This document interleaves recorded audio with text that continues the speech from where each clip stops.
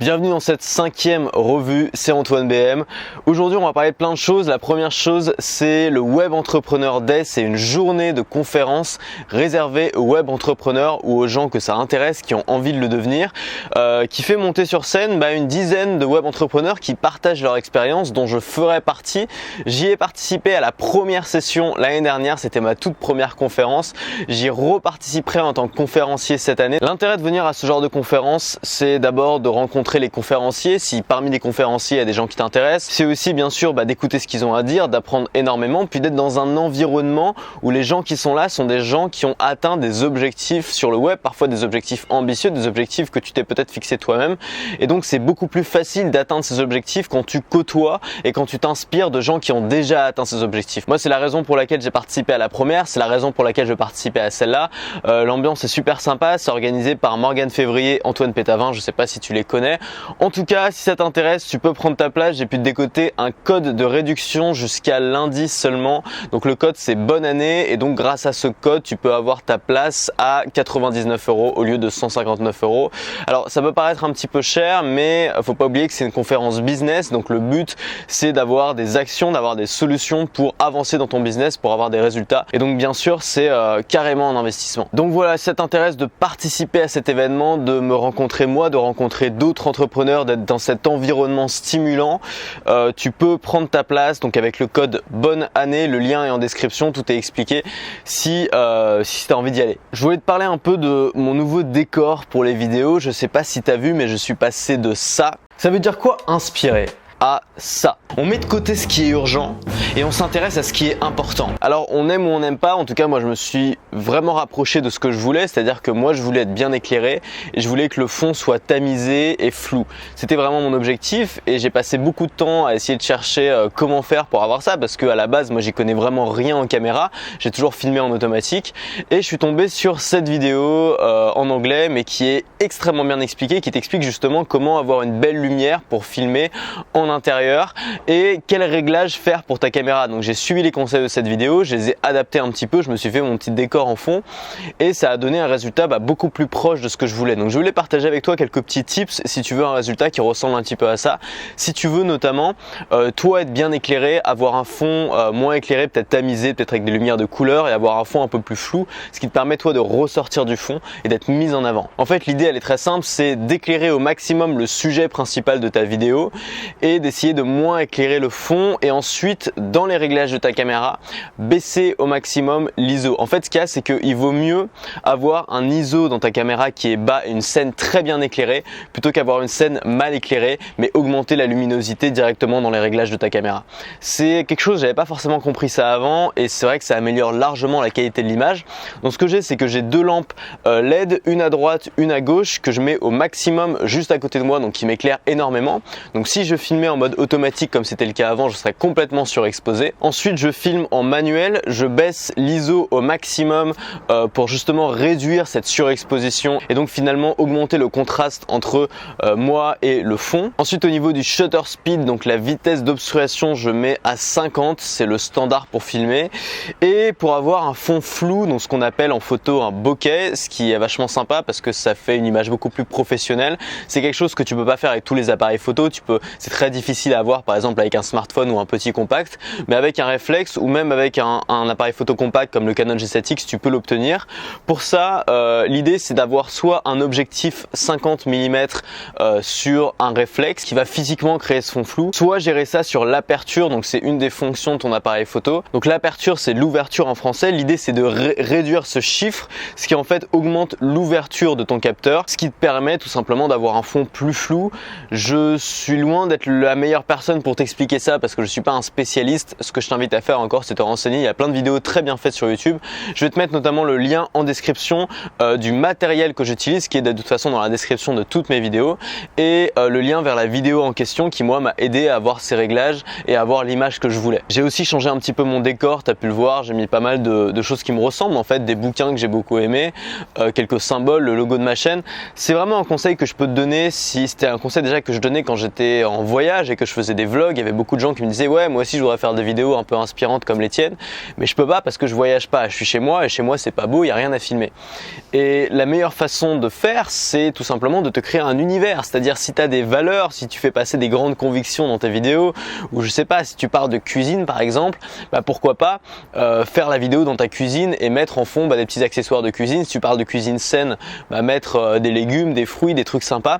L'idée c'est vraiment de recréer un décor et tu vas te filmer tous les jours devant ce décor et donc dans ce décor mettre des symboles du message que tu fais passer sur la chaîne. Donc si tu as une chaîne un peu littéraire, tu peux mettre une bibliothèque avec des bouquins. Si tu as une chaîne qui parle, je sais pas, de bricolage, tu peux avoir un établi derrière. L'idée c'est vraiment de créer cet univers et c'est une excellente alternative au fait de voyager par exemple et d'avoir toujours un super décor différent. Donc ce que tu peux faire c'est très simple, tu trouves un endroit où tu as une bonne lumière, donc si possible en face d'une fenêtre. Si tu n'as pas une bonne lumière, tu peux régler ça de toute façon avec des lampes LED comme je t'ai parlé, ça coûte pas très cher. Et tu regardes ce que tu as en fond et tu essaies d'ajouter des trucs vraiment qui te ressemblent. Tu essaies d'ajouter par exemple peut-être des posters, peut-être des citations inspirantes, peut-être des accessoires, des objets, des bouquins qui vont représenter ta personnalité, représenter le message de ta chaîne et renforcer ton identité. J'en ai déjà parlé dans plein de vidéos, dans plein de formations, mais pour moi le plus important quand tu crées du contenu sur internet, c'est pas que ce soit esthétique, c'est pas que ce soit tout joli avec des fleurs partout, c'est que tu crées une identité très forte autour de ton message, autour de ton nom, autour de ta marque. C'est ça qui va rester dans la tête des gens et c'est ça aussi qui va créer les mécanismes de l'addiction. Les gens qui vont apprécier ton contenu, par exemple si tu crées du contenu tous les jours, qui vont le regarder tous les jours, ils vont vouloir retrouver à chaque fois cet univers. C'était recréé avant par exemple quand on avait un blog ou un site web par le design qu'on donnait à notre blog. Aujourd'hui si on est sur YouTube, c'est le même design sur toutes les chaînes et on peut le recréer en fait directement dans les vidéos et c'est encore plus puissant. Maintenant je voulais te parler des dîners abonnés que je fais depuis 2 semaines, donc j'en ai fait 2. L'idée vraiment pour moi c'est d'essayer d'en faire un toutes les semaines dans un resto végétarien. C'est la seule contrainte en fait que j'impose, c'est le resto végétarien. Pourquoi? Pas parce que j'ai horreur des gens qui mangent de la viande, simplement parce que on a quand même tendance dans le resto végétarien à servir de la nourriture de meilleure qualité, plus saine, et donc je me dis voilà, pour les gens qui veulent manger sain, et c'est le cas de beaucoup de gens dans mon audience, je suis toujours surpris de le voir, c'est un plus. Et donc là, par hasard, on était 6, donc merci à Clément, Missor, Somalia, Laure et Emmanuel d'être venus, c'était vraiment génial de discuter avec vous. Parmi les 6, on était tous plus ou moins intéressés, voire très intéressés par la nutrition. Et donc du coup on a parlé pendant les 3/4 du dîner de nutrition, d'alimentation. Donc justement Laure et Emmanuel, ils ont une page Facebook qui s'appelle Naturo Trip, je te mettrai le lien aussi en description, qui parle de nutrition et ils sont passionnés de nutrition. Emmanuel fait des études de naturopathie et donc on a parlé que de ça parce que moi c'est un sujet qui me passionne et c'est un sujet où j'ai encore beaucoup de lacunes et je suis très sensible à ce que je mange.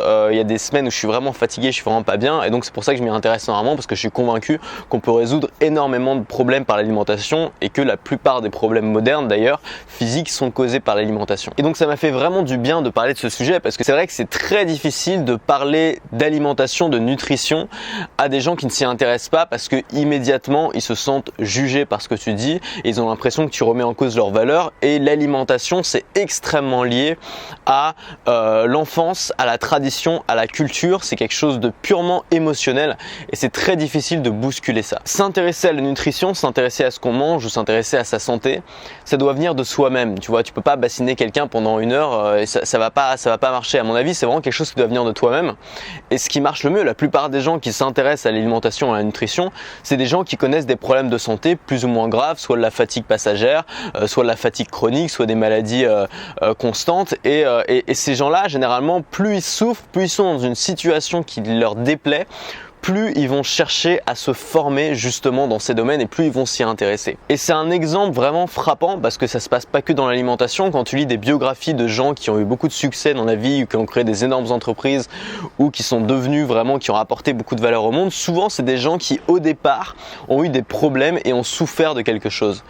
Et je pense que la souffrance ou les drames qui arrivent dans notre vie peuvent vraiment, même si ça peut être très difficile à surmonter, ça peut détruire quelqu'un, ça peut aussi sauver quelqu'un et ça peut aussi permettre à quelqu'un de faire quelque chose de grand. J'ai lu la biographie d'Elon Musk il y a peu de temps que je te conseille, qui est excellente. Elon Musk, c'est le patron de Tesla qui est en train de changer le monde aujourd'hui par plusieurs moyens différents. C'est assez extraordinaire ce qu'il a fait. C'est un mec assez fascinant et quand il était enfant, il se faisait taper dessus à l'école parce qu'il préférait passer ses récrés dans la bibliothèque à lire des livres plutôt qu'à jouer dans la cour avec les autres. Enfin, c'était un peu un geek et comme la plupart des geeks, ils sont pas trop respectés à l'école. Et lui, il a vraiment beaucoup souffert de ça et donc ça a été pour lui un déclencheur de sa soif, de sa faim dans la vie, de sa soif de revanche. Et c'est un peu le cas de plein de gens qui ont créé une start-up ou un truc énorme. C'est des gens qui avaient souvent une soif de revanche, pas forcément sur les autres, parfois sur eux-mêmes, parfois sur une souffrance qu'ils ont connue. Mais la souffrance souvent est le point de départ d'un énorme changement de vie. Et donc pourquoi je voulais te dire ça? Simplement parce que si aujourd'hui tu es dans une situation difficile ou si aujourd'hui tu n'es pas heureux avec ta vie ou si aujourd'hui tu as des problèmes, ne vois pas forcément ça comme une malchance. Il y a plein de gens qui disent ouais, moi j'ai pas eu une enfance facile et donc du coup c'est injuste, j'ai pas de chance. Alors bien sûr que c'est injuste évidemment, mais les injustices elles sont partout et tu as deux choix. Soit tu continues à dire c'est injuste, j'ai pas eu de chance, la vie elle est contre moi et tu continues à te plaindre toute ta vie, soit tu transformes cette souffrance, cette malchance, cette injustice en force de vie, justement cette force que n'auront pas les gens qui ont tout cru dans la bouche depuis qu'ils sont petits, qui n'ont jamais eu de problème, qui ont toujours été beaux, en bonne santé, qui ont une enfance parfaite, une éducation parfaite. Ces gens-là vont forcément avoir moins de soif, moins faim dans la vie pour prendre une revanche et pour faire quelque chose qui a de l'impact. Je voulais terminer comme d'habitude maintenant dans les revues par un coup de cœur. Le coup de cœur, il est lié à la nutrition justement. C'est dans ce dîner où j'ai appris plein de trucs qu'on en a parlé. Ce coup de cœur, c'est une chaîne YouTube. Donc si tu t'intéresses vraiment à la nutrition, à l'alimentation, que tu as envie vraiment de changer tes habitudes alimentaires, c'est un mec qui s'appelle Thierry Casas-Novas. Il a une chaîne YouTube qui s'appelle Régénère. J'ai regardé quelques vidéos et c'est vrai qu'il a une vraie force et qu'il sait expliquer les choses. Il a vraiment appris à ne pas être justement toujours sur la défensive comme le sont beaucoup de gens justement qui ont des choix de vie un peu radicaux où ils vont un peu avoir tendance à juger tout le monde. Lui, il est plus dans l'accompagnement, dans l'explication. Il va expliquer les choses de manière très claire en utilisant énormément d'images, de métaphores qui aident à intégrer l'information. Et la nutrition, c'est une science qui est encore tellement jeune, tellement incomprise et pourtant tellement importante que je pense que ça vaut le coup de se former. Donc je t'invite à aller voir et à juger par toi-même. Voilà, juste un dernier rappel, le Web Entrepreneur Day, tu peux encore t'inscrire avec le lien qui est en description. Tu n'oublies pas d'entrer le code bonne année pour avoir 60 € de réduction jusqu'à lundi seulement. Si tu as envie d'aller à une conférence qui est vraiment bien, pour l'avoir testé, je peux dire que c'est une journée vraiment intéressante. Et puis pourquoi pas, après la conférence, on ira peut-être boire un verre ensemble, discuter un petit peu. Ça peut être aussi l'occasion de se rencontrer. C'est tout pour aujourd'hui, moi je te dis à lundi pour la prochaine vidéo et surtout, reste libre. Cher 2017. Cette année, je voudrais avoir une belle vie.